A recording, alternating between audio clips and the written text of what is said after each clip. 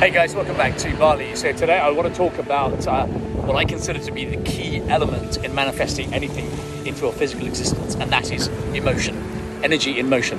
As we all know, the universe understands one thing: frequency, vibration, energy. Effectively, everything up there is about energy, and the energy you emit is what you get back in return. So if you have a lack mentality, exactly.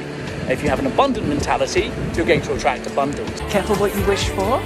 So whatever you manifest into a physical existence, house, car, relationship, money, whatever it is, attach emotion to it, because that's the key.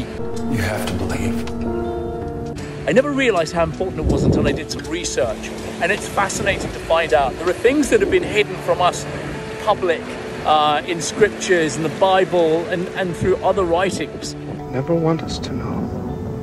That emotion is the key to asking for whatever you want, and if you attach emotion to it, that's the energy that you send out. You'll get it. You can write down things on a piece of paper, you can imagine things, but unless you attach emotion to it, you're not going anywhere.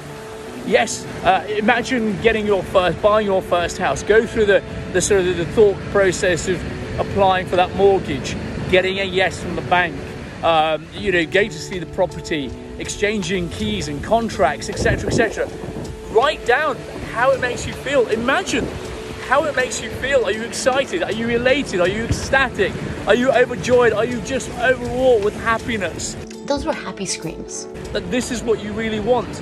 Write it down, feel it in your heart, and send that out to the universe.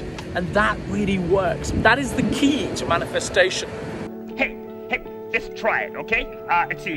Try it and let me know if it works. Lots of love from Bali, guys.